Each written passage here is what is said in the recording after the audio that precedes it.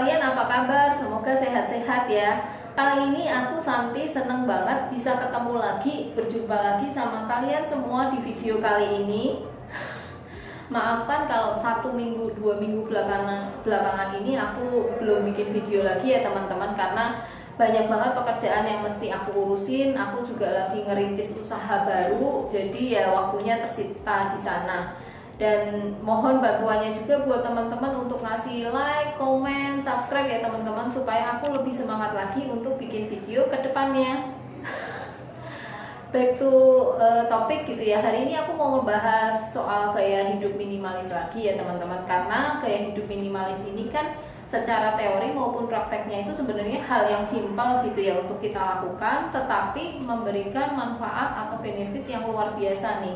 Bukan cuma dari sisi keuangan, tapi dari sisi kesehatan, dari pola gaya perubahan kita hidup sehari-hari itu juga lebih teratur dan lebih enak kan ya teman-teman. Jadinya memang banyak dari kita yang lagi menerapkan gaya hidup ini nih, tapi sayangnya banyak juga yang salah dalam menerapkan gaya hidup minimalis ini, malah jadinya salah kaprah sehingga menderita kerugian atau lebih boncos jadinya gitu ya, karena salah dalam menerapkannya. Jadi aku mau membahas 5 hal atau gaya hidup yang sebenarnya ini bukan gaya hidup minimalis, tapi masih beberapa orang pikirkan ini tuh gaya hidup minimalis gitu. Jadi apa aja, yuk langsung aja. Yang pertama adalah saat kita itu membeli barang selalu dengan harga yang murah teman-teman. Jadi kita membeli tas yang murah, kita membeli sepatu yang murah gitu ya, yang kualitasnya kita nggak tahu gimana. Nah itu kita beli, kita anggap itu gaya hidup minimalis ya, karena kan harganya memang murah dan kita jadi bisa berhemat dengan adanya itu gitu ya. Tapi salah teman-teman, kita tuh melihatnya harusnya lebih ke arah kualitas bukan harga gitu ya. Karena kalau kita melihat dengan harga, kita beli sepatu atau kita beli tas yang relatif murah gitu ya, akhirnya apa? Cepat jebol kan. Kita pun gantinya lebih sering nih teman-teman. Jadi di situ kita malah bukan berhemat, jadi malah lebih boros. Karena ya itu ya, sering ganti itu tadi gitu. Ini pun sama nih, sebelumnya aku merasa beli rice cooker itu ya yang murah aja. Jadi aku beli yang memang paling murah, tapi setiap 1-2 bulan tuh aku ganti teman-teman. Jadi sekarang tuh aku belinya rice cooker yang lebih harganya memang 100-200 ribu lebih mahal, tapi itu kualitasnya bisa long term gitu ya, bisa bertahan bahkan 2-3 tahun dibanding aku setiap 1-2 bulan itu ganti. Karena kan aku masak nasinya itu setiap hari memang masak ya, karena kebutuhan rumah tangga. Beda kalau misal anak kosan, memang beli rice cookernya paling dipakai untuk weekend gitu kan. Kalau pas kita ada waktu luang ya itu memang mau beli harga murah pun nggak cepat rusak, karena pemakaiannya kan tidak sesering yang pemakaian rumah tangga gitu ya. Jadi ini perlu diperhatikan. Yang pertama ini kita pilihlah harga yang atau barang yang berkualitas tapi nggak murahan gitu ya teman-teman. Jadi kalian sesuaikan juga supaya kita itu dapat kualitasnya dan awet juga dibanding kita selalu membeli barang yang murah.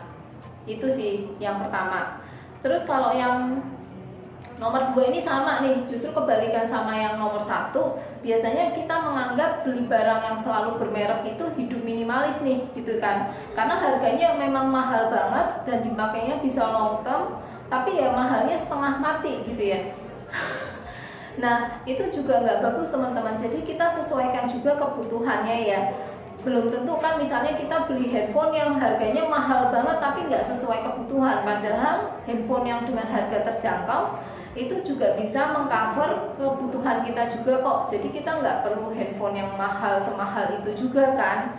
Nah itu sih gaya hidup yang kedua ya, yang biasanya sih aku bilang ini bukan gaya hidup minimalis tapi justru gaya hidup branded, karena semuanya itu barangnya bermerek ya, dari tas, handphone, semua tentengannya gitu ya, sepatu, baju, semua bermerek. Padahal dengan kita memberi dengan yang lokal produk pun gitu ya, yang mereknya nggak ada tapi kualitasnya awet, itu kita bisa dapat juga kok manfaat yang sama gitu dengan harga yang lebih terjangkau. Jadi memang kita perlu pintar-pintar juga lah dalam membeli barang. Jadi disesuaikan, jangan beli yang murahan banget, jangan beli yang terlalu bermerek tapi yang awet gitu ya teman-teman. Jadi kita memang minimalis kan seninya di sana ya. Jadi kita bisa membalance nih yang berkualitas aja cari barangnya gitu. Itu yang tips nomor 2. Yang ketiga ini adalah salah fokus. Salah fokus nih gini, dalam hidup minimalis atau berhemat itu kan kita rasanya mau semua hemat gitu ya.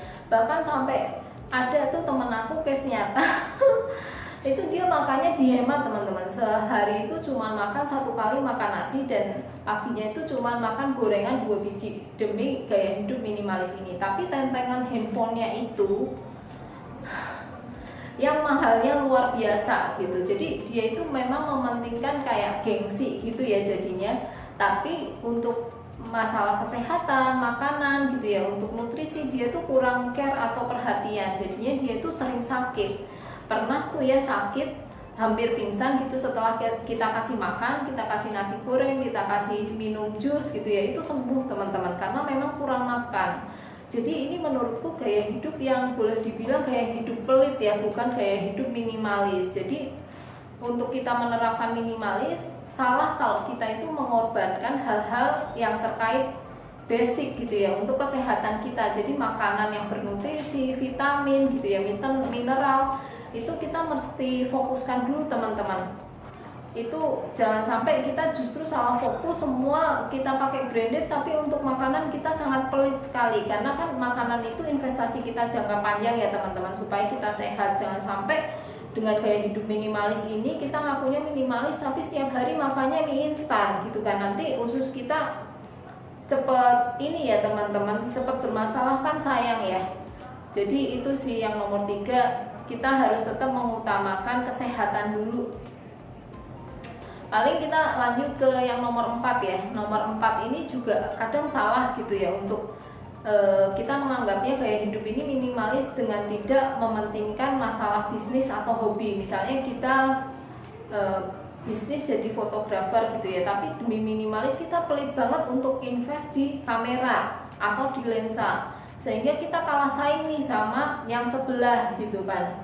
Nah itu kan sayang ya teman-teman. Jadi perlu dibedakan mana ini bisnis atau hobi yang bisa menghasilkan uang dengan gaya minimalis itu sendiri. Kalau memang itu butuh dan perlu, ya udah memang kita harus spend money di sana gitu ya. Kita beli produk yang berkualitas supaya kita juga bisa menghasilkan servis atau layanan yang berkualitas juga untuk pelanggan kita, sehingga pelanggan kita pun nantinya akan balik lagi ke kita gitu. Bukan sebaliknya, kita mau jualannya rame tapi kita nggak mau atau pelit untuk invest alat-alat yang mendorong ke sana gitu, sehingga ya nanti usaha kita itu nggak akan berkembang teman-teman. Jadi itu tips nomor 4 ya terkait gaya hidup minimalis. Terus yang kelima nih, kelima ini sering banget dihadapi oleh ibu-ibu ya, yang biasanya itu suka beli barang itu kalau promo belinya banyak, ya udah langsung banyak gitu ya, dengan anggapan berhemat. Padahal itu belum tentu teman-teman. Kalau misalnya memang barang itu tuh kita pakainya sesekali, misalnya kayak kecap asin gitu ya, kecap asin itu beli 4 lebih murah gitu, padahal kita di rumah jarang masak. Apalagi kan mungkin kecap asin ya sedikit aja kan udah asin ya teman-teman. Nah kita udah jarang masak, belinya 4 langsung, yaitu enggak berhemat tapi malah nanti jadinya expired kan, bukan lebih murah tapi malah lebih boros akhirnya gitu sih. Nah itu paling 5 tips, bukan 5 tips ya, 5 hal yang selama ini masih dianggap gaya hidup minimalis padahal bukan. Jadi semoga dengan menonton video kali ini kita lebih pintar ya teman-teman dalam membedakan ini tuh sebenarnya gaya hidup minimalis atau bukan sih. Itu aja sih video singkat kali ini, semoga bermanfaat. Tetap tonton video-video aku yang lain, jangan lupa subscribe-nya. Thank you for watching, dadah.